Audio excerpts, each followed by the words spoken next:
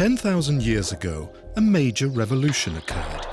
Suddenly, there was an abundance of food. Man went from hunter-gatherer to farmer. But in one area, we are still hunter-gatherers, in the area of energy.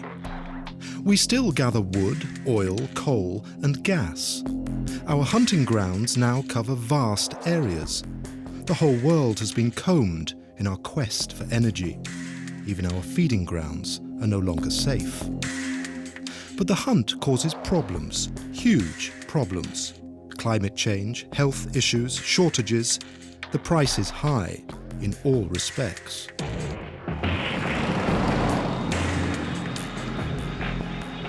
We are happy when the oil price drops, although we know that it's bound to increase in the end to ever higher levels. Fossil fuels have become a source of speculation, and speculators want to earn money. That's the bottom line. Fossil fuels mean power, and supplies may be forthcoming or cut off at will, which could lead to war.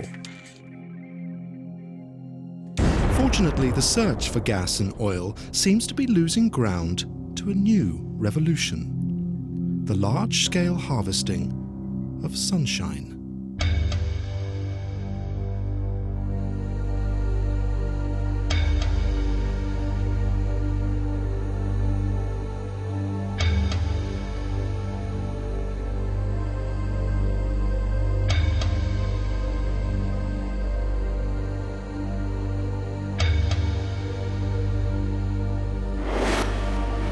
I don't think anybody's understanding how big this is or how big this could be.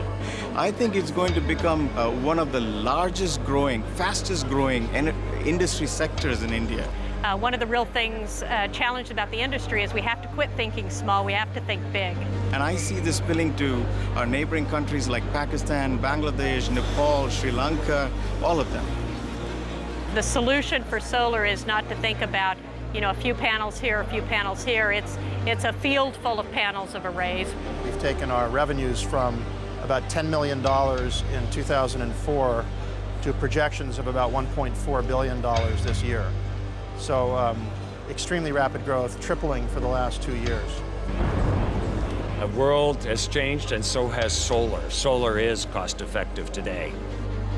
I don't think the average person on the street really could fathom how big this industry could be. I mean, it's a gigawatt industry in the next 5 years.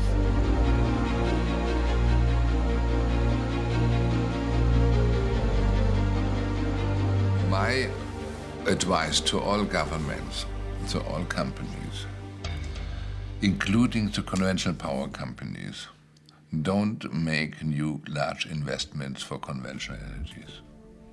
It will become stranded investments in the next decade.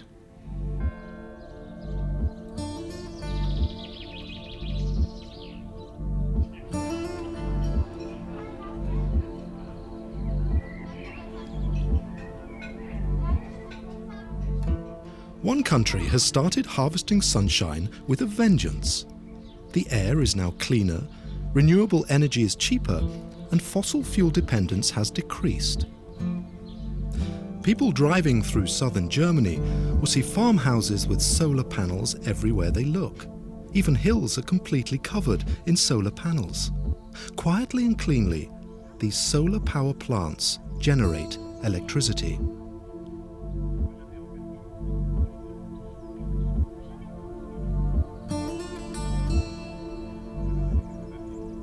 Klaus Gierlecke builds these solar power plants.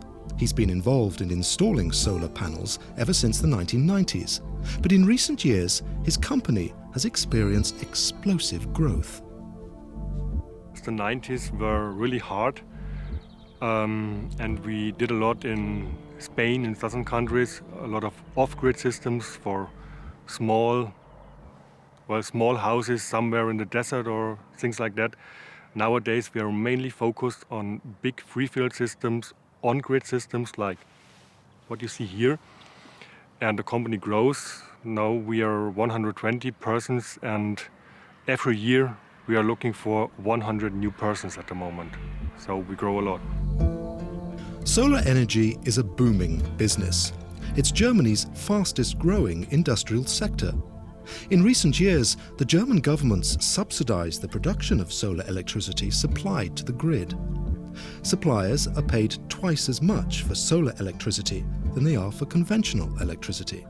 This helps to finance the construction of solar power plants. A fund is set up and shares are issued. That means the harvesting of both sunshine and money. That's one of the main reasons. In former times, 15 years ago, the main reason for doing PV systems was idealism, the wish to change the energy sector. Nowadays, we're talking about earning money. So the fund makes roughly 6%. This is what we promise in the prospectus. And in the end, the result is roughly 7-8%.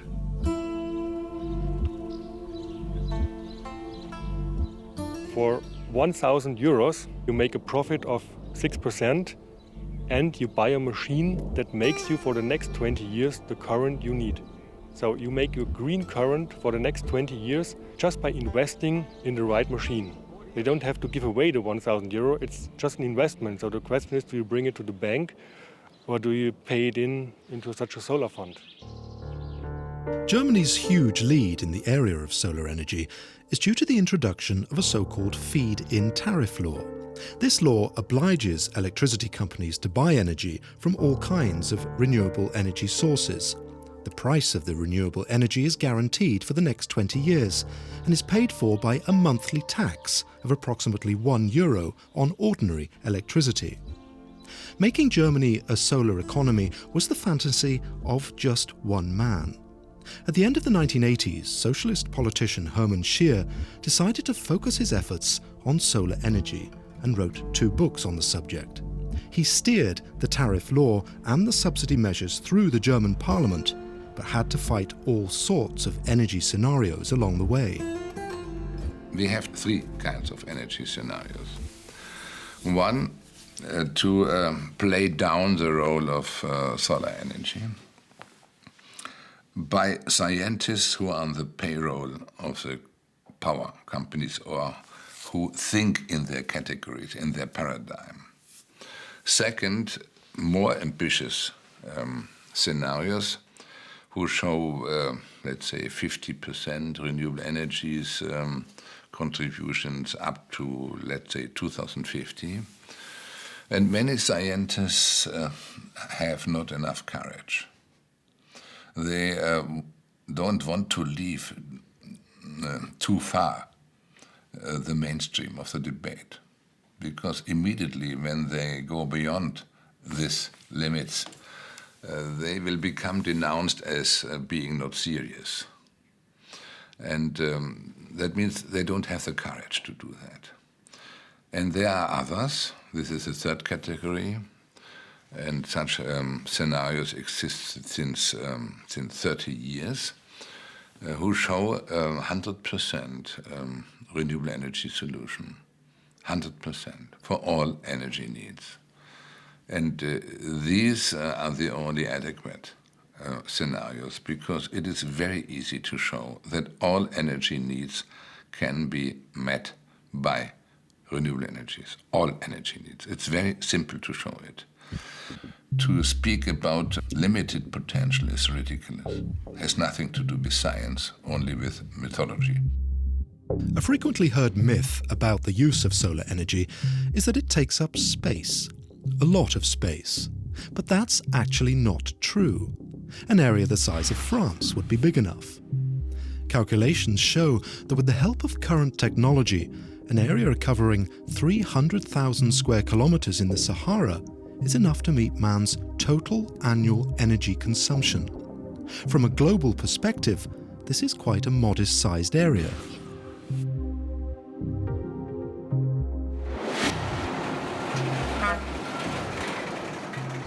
We need technologies to harvest it and to convert it into modern energy needs. The only question is how fast can we introduce a new industrial sector producing technologies for harvesting renewable energies.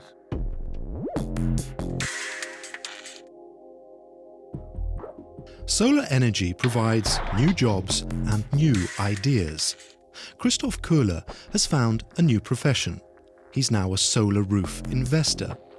He took out a €10 million loan and now drives around the country all day long in search of roof space to rent on which he can install solar cells. We are always searching about roofs like this, and it's interesting for us the type of the roof and the pitch, the alignment, and of course the owner of the roof. We rent this roof from the owner for 20 years and get near 50 cents per kilowatt hour. For 20 years? For 20 years, it's a guarantee. By the government? By the government, yes. So that's a good business. This is a really good business because it's the return of invest is near after 15 years. The introduction of the feed-in tariff laws are the key to Germany's success. There, by law, grid managers must adapt their systems to allow investors to make money from the production of solar electricity.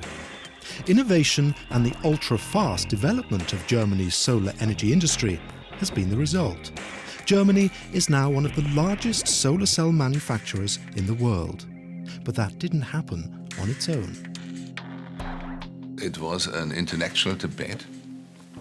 It was a debate in the first years to contradict to all the underestimations, to all the, practically, to contradict to all the energy experts. The energy experts are a part of the problem. That's my experience. And it was necessary to contradict them, to show that they are wrong, to show that they create myths, to show that they give intentionally disinformations in order to block any consideration consideration about an alternative. This was the first period. And then to create a fantasy, what could happen and what would be the benefits to shift to renewable, with a shift to renewable energies. And this mobilized many people. This is a really good building. Look over there. There's a lot of space. It's a farm building, and a lot of farmers want to rent out this kind of roofs. We ask them at the fence. We stop at the car and say, hello, you want rent out your roof? And this kind of roofs are not so good. This is optimal, but it's my own. Köhler is able to invest partly because Scheer also introduced a separate subsidy program for 100,000 solar panel roofs. It was an idea that even went too far for Greenpeace. The Greenpeace organization proposed a 50,000 roof program. And then they were asked why they don't support my 100,000 roof program proposal. They said it is not realistic. And but I succeeded in getting a decision, a majority for the 100,000 roof program. Nevertheless, although some in the party board of the SPD said why we should be more radical than Greenpeace, my argument was we should think about the industrialization of that.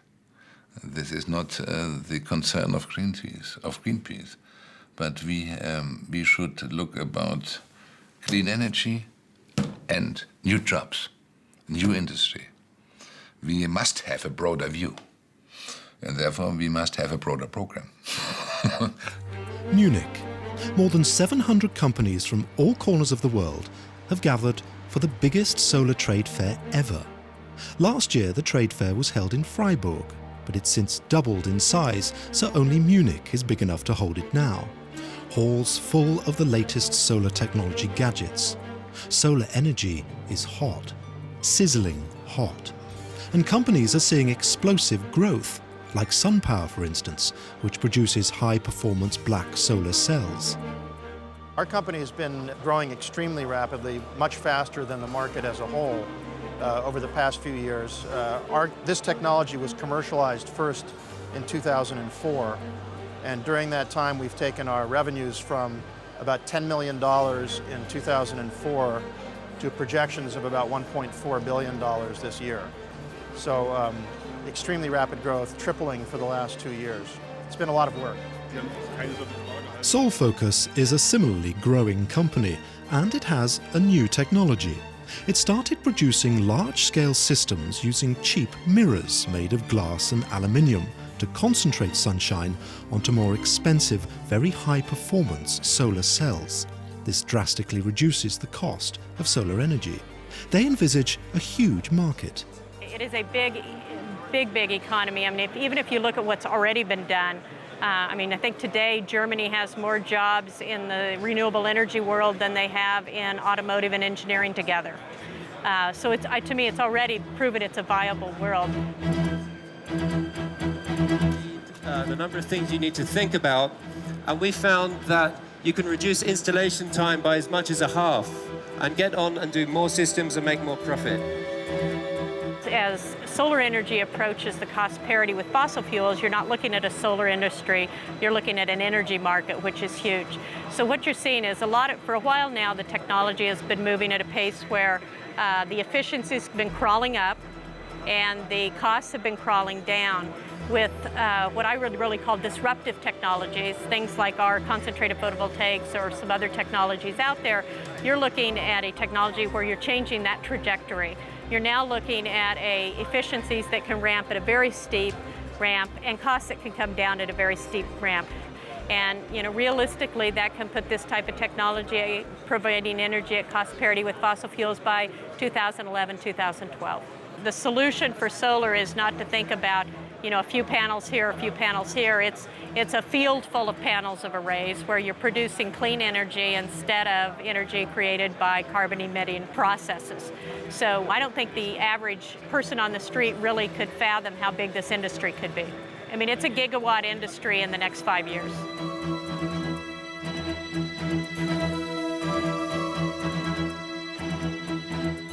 The costs for renewable energies can only go down, because all costs for renewable energies are, with the exemption of biomass, only costs for technologies.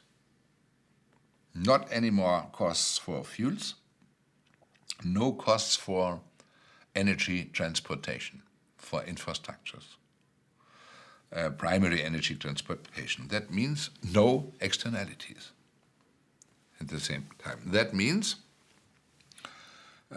they can only go down because technology costs go down by mass production and running technological improvements.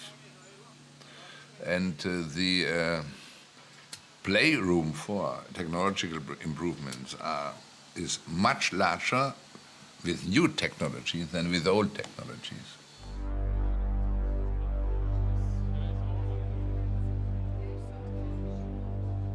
Just one single oil company has also been trying to grab a piece of the pie. But at the trade fair, they don't want to comment. Not surprising, considering the solar energy market seems to be slipping through their fingers. It's been taken over by the electronics industry that's learned that upsizing and mass production works. Applied Materials is one of the companies that supplies machines for the production of chips and solar cells. Mass production and technological innovation are the buzzwords here.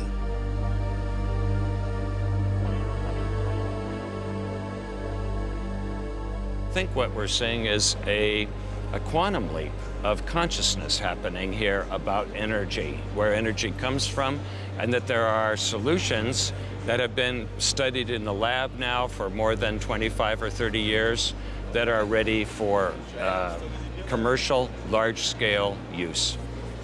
we have a history of 40 years of making equipment for making integrated circuits. And about 3 years ago, we began to provide the equipment to use in building up factories for large-scale solar manufacturing. As factories get larger and the scale of production gets larger, the speed of cost reduction accelerates. And what's happening today all around the world is the cost of a solar panel is coming down very rapidly, and the price of electricity is going up. So our ability, what we're seeing with the equipment is the opportunity to serve many of the new growing areas in the world that need electricity that's cost effective. We are only in the beginning. What happens is a revolution, a new technological revolution. This happens. For the layman, it's not immediately apparent, but a revolution is going on in the industry, a revolution that's even bigger than the IT revolution in recent decades. And it's already being dubbed the ET revolution, the energy technology revolution. This industry is maturing rapidly, and it's moving from the laboratory to commercial business. It's an industry, many of the people who have come to visit us at this conference have come from the integrated circuit business, and they say this is just like 30 years ago, with the transistor coming in to replace vacuum tubes. And suddenly a whole new market vista opened up. The panorama of all of those possibilities is being seen and tried here at over 1,000 exhibits. It's an incredibly exciting time for all of us, and it's part of growing up. And there's an excitement about growing up as well, large companies as well as small, finding a way to participate in this need that we have.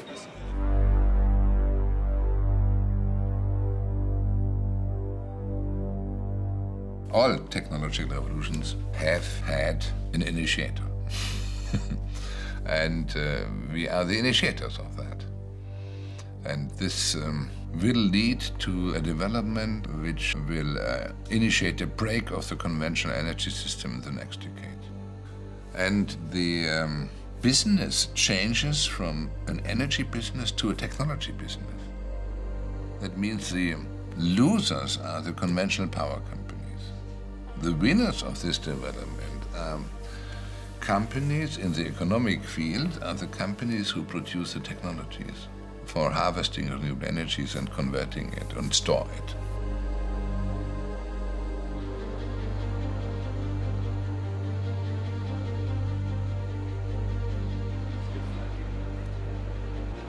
Scheer's message is clear. New industries are taking over energy production. His words seem to be confirmed by emerging economies like India. The Indians have huge plans, plenty of sun, vast energy requirements, and a strong innovative force. The local interest in the country is basically, it's a huge interest, and we see India taking off into a mega market. Probably 2009, like Vinay said, I would say more in the region of 2010, it's going to explode. Moser-Baer Industries is one of the world's largest manufacturers of optical media. It's investing heavily in the latest solar technology. We're not a module manufacturer, we're a solar energy provider. So that means we want to grow the solar industry, and we have made investments in crystalline silicon, in thin film, large investments, and we have also made investments, equity investments in making polysilicon material. We've made investments in future technologies like concentrated technologies like Sol Focus, for instance, is our partner, and we've made other investments too. We are looking at it from a much wider scope. How do we become the best help for promoting solar energy as such? An entire new industry is emerging, not only in solar manufacturing. It's going to be a captive consumption of solar panels, which means our solar integration industry is going to increase. The solar energy services industry is going to increase. This whole industry is going to grow. I think it's going to become probably one of the largest growing, fastest growing industry sectors in India. And I see this spilling to our neighboring countries like Pakistan, Bangladesh, Nepal, Sri Lanka, all of them. People are remembering from the last time we had an oil embargo, 1978, solar was too expensive. It was about $30 a watt for a solar panel. Today, it's well below $3 a watt. There's been a factor of more than 10 in cost reduction. Part of what's important here is to get the message out that the world has changed and so has solar. Solar is cost effective today.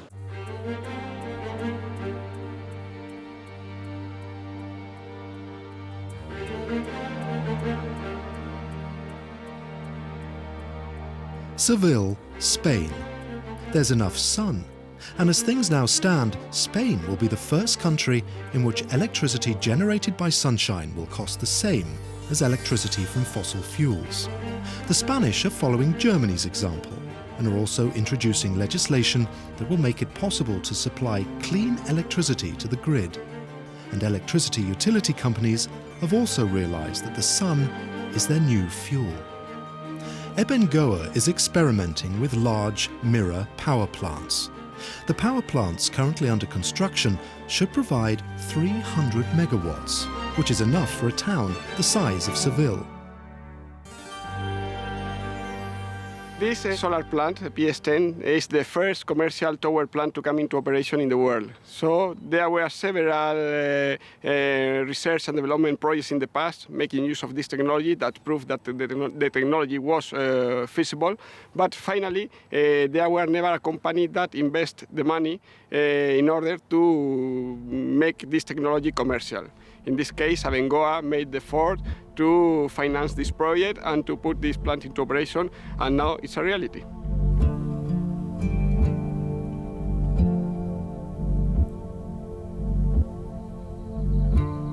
Mirrors measuring 120 square meters each reflect sun onto just one point on a massive tower.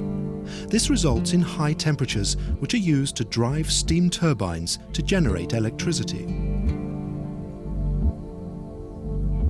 Well, at this moment, these technologies are being developed in some countries that are supporting the revolution. In Spain, for example, we have what we call a feed-in tariff that is paid for every kilowatt hour of electricity that we generate, and that makes possible the economics of these projects. As a matter of fact, at this moment in Spain, there is coming into development the competition between different companies, and that makes costs go down very quickly, and you have to work to develop it and to put it into real operation and to demonstrate that it's feasible and that it's real. And we think that it will arrive much sooner than many of the other actors in the energy sector think. As a matter of fact, the rising prices of the oil every day help us a lot in this work. The Spanish are looking beyond their own borders. For instance, Spain is involved in the construction of large solar power plants in Morocco and Algeria. Power plants that concentrate sunshine, better known as concentrated solar power plants, or CSPs for short, are certainly on the increase. Even so, they're not new. In the Mojave Desert in the United States, there are two big CSP plants, where parabolic mirrors are used to produce steam that drives turbines.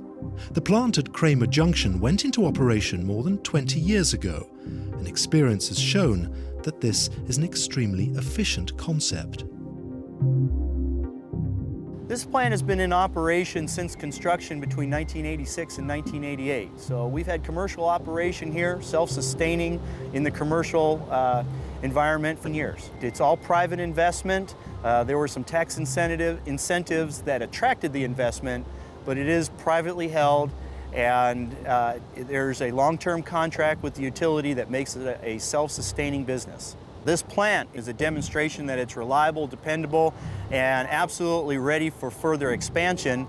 You build this kind of solar field, you know what kind of performance and energy you're going to get out of it. The German company Schott supplies the tubing used to collect sunshine.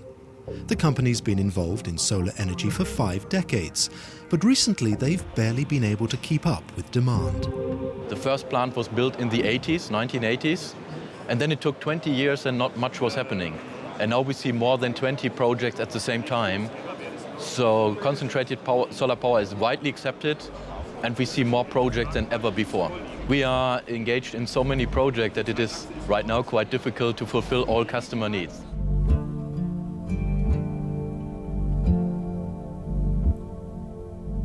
CSP plants are extremely effective in high sunshine areas with little cloud. Will the deserts become our new energy grounds? It seems so.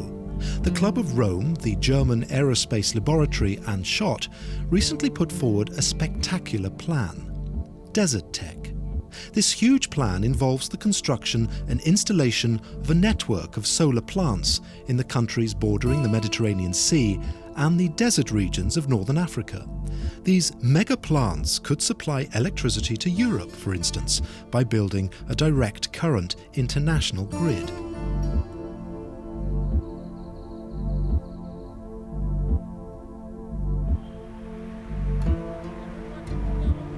Jordan, Amman.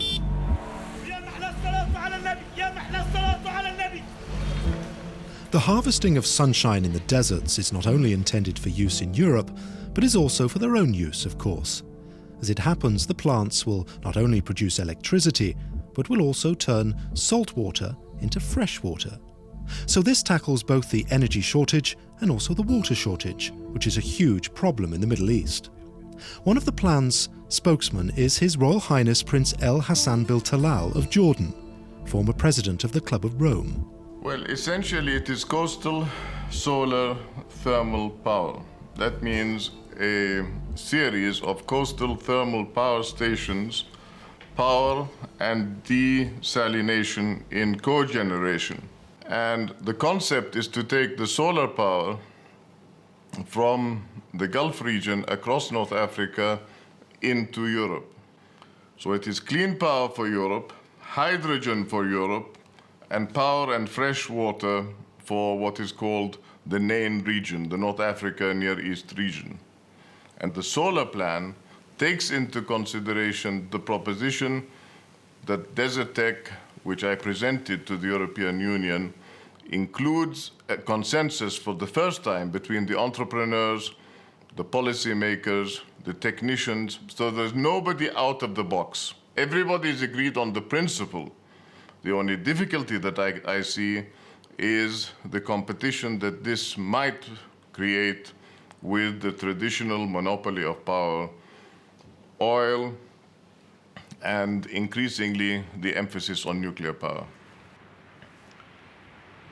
Turning from these two forms of fuel, nuclear and oil, to sun means not only breaking the monopoly of the nuclear and the oil club, which is finite in its resources in the case of oil, and still dangerous in its potential in case of the nuclear.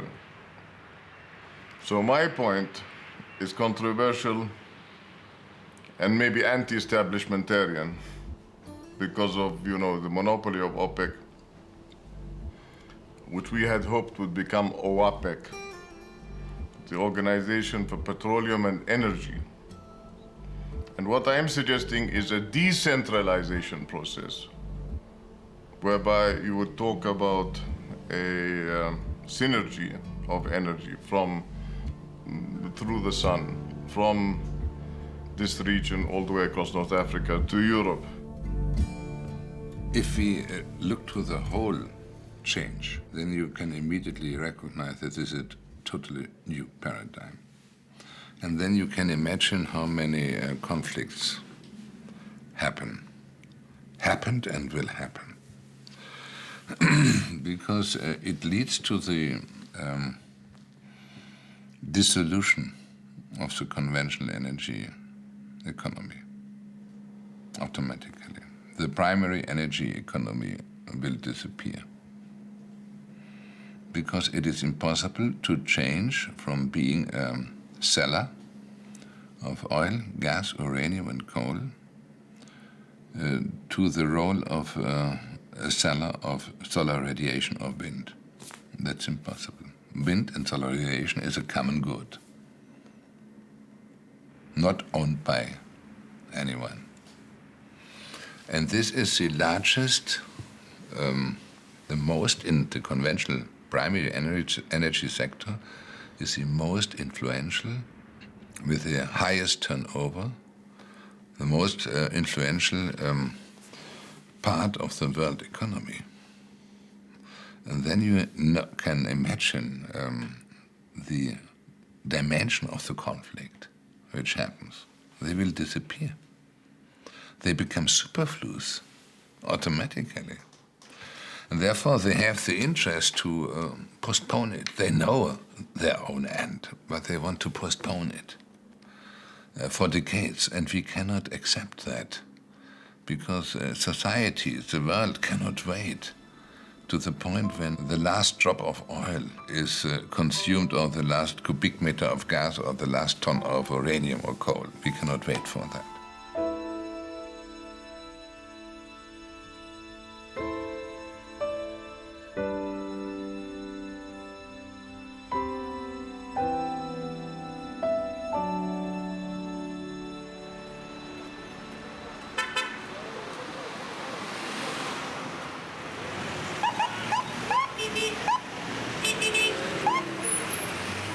I think the paradigm shift comes from the fact that we are talking about 10 billion people on the planet within a very few years. And therefore, time is tight to prepare for this 10 billion. Either the 10 billion will be killed through attrition of wars and regional calamities, or affordable and sufficient water, food and energy, as well as a stable economy and climate, are used as indispensable precondition for civilized life on the planet. And that's where I go back to the complementarity between human warming and global warming. But whether it is politically acceptable is a question of egocentrism versus compassion. Do we want to live in a caring world, or do we want to live in a world of vested interests?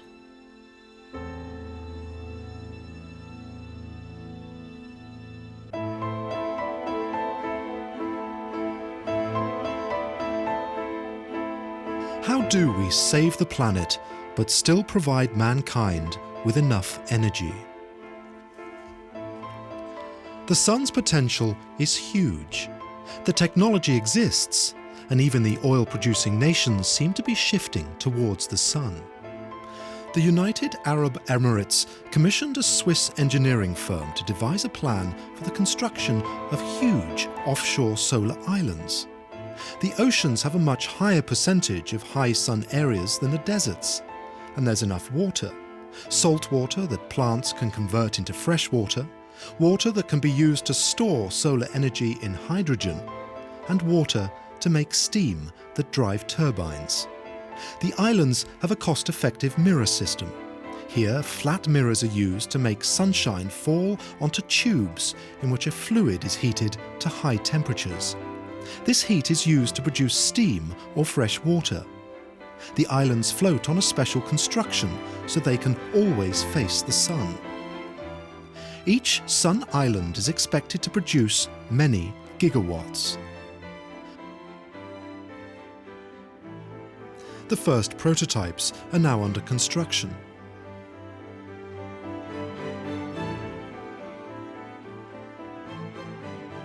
But not everything has to be that huge and awesome. We should also be able to harvest solar energy closer to home. Otherwise, we'll create a new dependence on large monopoly concerns, which is exactly what Hermann Scheer wants to prevent.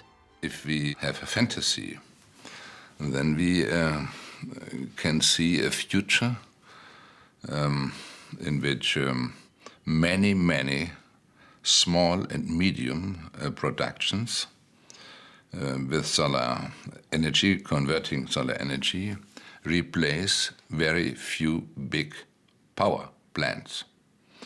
And this is an advantage for the society, a big advantage. It is the way from a monopolistic structure to a broad ownership, to an energy supplying system with many self-production structures, and decentralized creates individual autonomy, local autonomy for energy, regional autonomy, national autonomy.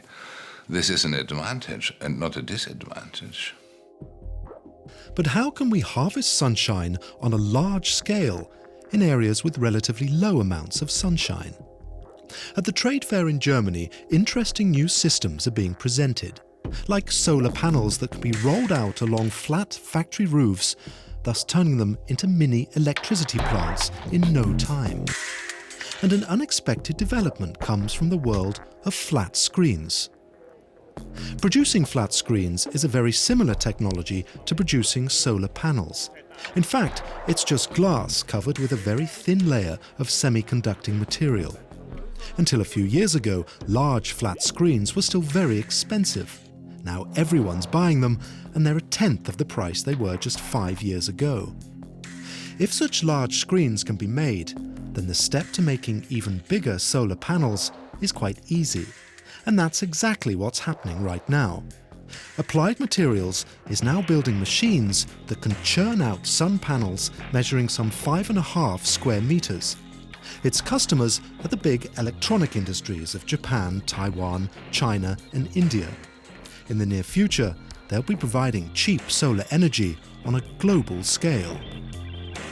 Yes, a solar panel like the ones behind me made with thin film silicon can produce as much energy as was consumed to make the solar panel in about 8 months, well less than 1 year. The energy payback, as it's called, is a very short time. And of course, this is going to continue to make electricity well beyond 25 years. It's a great return on that energy investment. So this is the first time in history where cost-effective energy could be manufactured. Before, we always burn something up.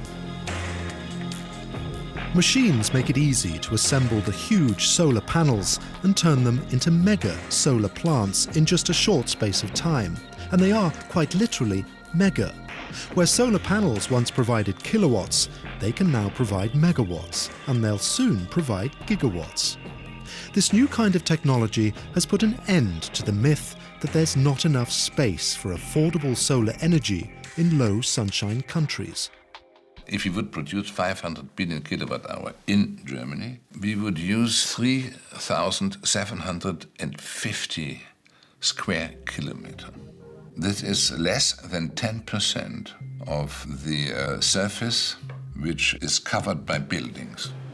And it is possible to integrate this in constructed areas, in buildings, as roofs over streets and so forth and so forth. And we can take vertical spaces because you can take the facade of buildings for the production of electric power. And that means this argument is totally ridiculous. Forget it. And finally, one more myth. Is solar energy actually that efficient? Wouldn't we be better off harvesting biofuels instead of solar electricity? You don't see it, but this was a wasteland deposit, and farming was not possible because the yield for the farmer was really poor. So it was worth nothing, more or less. And that's why I think here it really makes sense. And what is interesting, even if it would have been an excellent farmland, the energy yield in kilowatt hours, electrical kilowatt hours per hectare, is roughly 50 times higher than via biomass. So imagine, if you have a farmer growing plants, pressing out plant oil and firing them in a combined heat cycle process, you have 1/50 of the amount of electrical energy. This is incredible, I know, but this is 50 times more effective. The price of oil continues to rise, whereas the price of solar energy is falling. The technology exists. The electronics industry is all set. Worldwide, all kinds of countries are introducing similar laws to those in Germany. Solar energy will come faster than most people think. The German example has a worldwide meaning, no doubt. It encourages many governments and politicians and initiatives, free, independent initiatives, grassroots movements, organizations, companies. It encourages to start renewable energy policies everywhere. Because what is possible in Germany is possible everywhere. The argument is over by this practical example that is not feasible, too expensive, not economically, and so forth. The argument is over.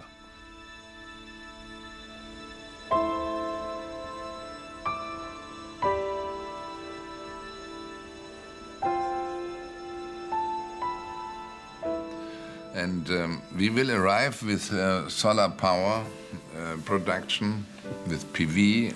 We will arrive in the run of the next decade at costs, including new storing opportunities, at costs for a household which are lower than the conventional costs for buying electric power over the grid. We will arrive at that. And who will hinder people to do that? No one can do it. Only a dictatorship can do that.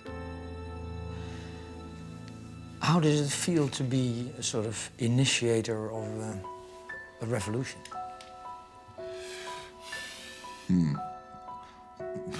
Do you know, perhaps you know the sentence of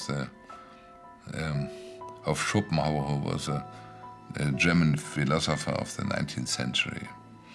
And he wrote, "A new idea will firstly become denounced as being ridiculous.